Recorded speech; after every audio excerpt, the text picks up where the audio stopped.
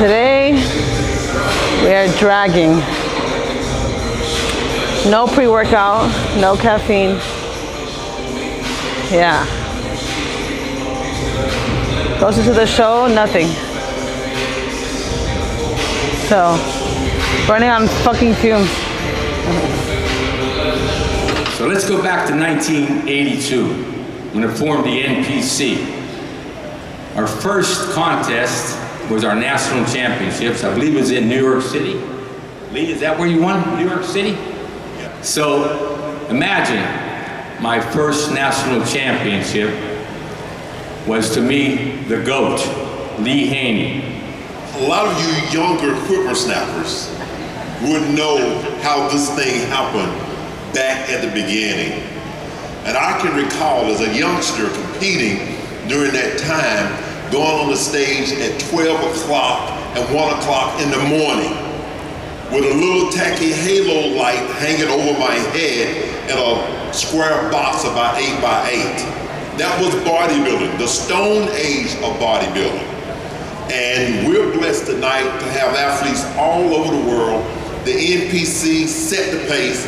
Jim Mannion himself set the pace with a brand new vision who gave bodybuilding its own entity, its own space in the world, and it has continued to grow.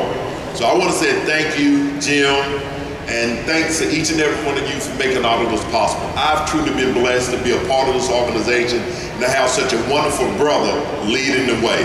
God bless you all, and thank you, Jim. Are we rolling? We're rolling. All right. You have the questions for me? What? You have questions for me? Of course, that's why we're doing this. Now that you're done with the competition, what are your thoughts on the weekend? On the whole weekend? Yeah. I just keep saying it over and over. It was a very humbling experience. I've been competing now for 10 months. So the fact that I've been able to just step on a national stage with so many competitors who have been doing this for years and chasing their pro card for years and being top 5, I think it was an incredible experience. I'm very competitive, so am I happy? No. Satisfied? No. But I know that, I put in all my hard work, blood, sweat, and tears into this, and the outcome was great nonetheless, and I am very proud of myself. But the competitive side of me, kicks my ass sometimes and doesn't allow me to enjoy the moment. But I'm definitely very, very blessed, very grateful, and proud that I, pushed through. What's the best part about competing? Just the self-gratification, like the satisfaction, like the fact that you did it. At the end of it all, you step off that stage and it's like, wow. I've been competing since the beginning of this year, literally 12 months of just sacrificing everything, time, freedom, friends, going out, traveling, my relationship, even my business too. Someday it takes a toll because you're so focused and so dedicated on this. So it takes time. What mental tool do you use under pressure? What mental tool? So believe it or not, I'm not good with pressure. So my mental tool, I think, comes from outside, like people, if that makes sense. It comes from I think George knows more than anybody when I'm feeling like, not going down a dark hole, but when I'm getting into my head and when I'm letting all these negative thoughts kind of affect me. He's the one that he sees it and he'll text me and he'll remind me. So that really helps because right now, when you get to a certain point, I think by yourself, it's very hard for you to get yourself out of that place, if that makes sense, because it's like the last straw. You can think about anything, you can put yourself down about anything, you can criticize anything. And for me, myself, mentally, by myself right now, it is very hard. I can tell you that much. So definitely outside people and words and thoughts and encouragement definitely goes a long way, in my opinion. Just because, like I said, it's been a very hard year for me. And I'm not someone that, I said this in our, I think, season 1, episode 1. I'm not someone that voluntarily came into the bodybuilding world, so it wasn't like I knew what I was getting into. It wasn't like I was excited or I wanted to get into this world. Sam kind of saw it in me more than I saw it in myself, and he pushed me and pushed me and pushed me until one day I said, you know what, let's do it. Like, what do I have to lose? So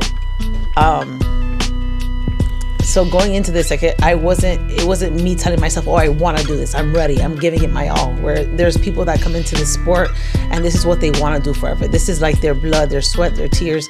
This ended up being mine, but it wasn't mine from the beginning. So when I first started, the first couple months were very hard because I didn't know what my body was going through, like the changes. No carbs for 2, 3, 4 weeks changes your mood, changes your energy, and it was such a shock to my body that, like, it was hard. It was hard in every aspect, mentally, physically. It was just exhausting. As the preps went on, it got a little bit easier. Easy, no, but it got easier.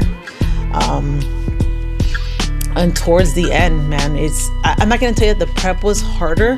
What I can tell you is after being on it for 10 months, it was just like that final straw where you're like, oh my God, I'm done. You know, it's just like you just want it to be done. You're like, just relieved that it's over. Not because it's harder, but because it's like you've been doing it for so long that mentally, physically, you're just exhausted. I was just exhausted. Today I was living in the moment and I was happy and I was excited, but I was like, I'm ready for this to be done, for sure.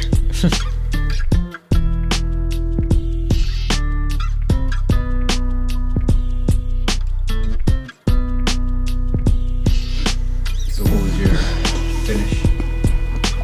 4th place overall. What's your biggest takeaway from finishing 4th? That I definitely have a lot of work to do.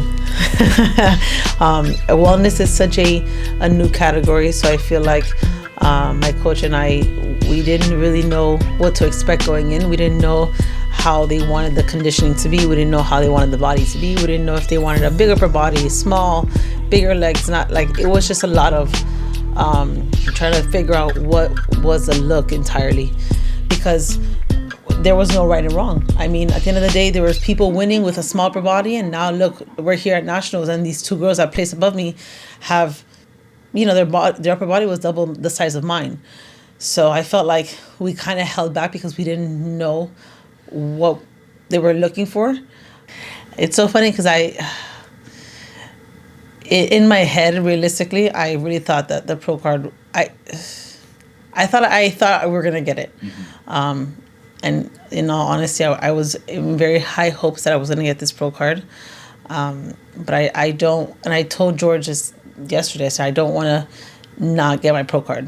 You know, it's just something that I've worked so hard to do, and I'm so close, and I can be so close that I don't want to just not try again for it. But I just don't know what the next steps are, you know. I have no idea. Like, it was a shock to me that it wasn't a shock to me that I didn't get it, because I saw the competition out there.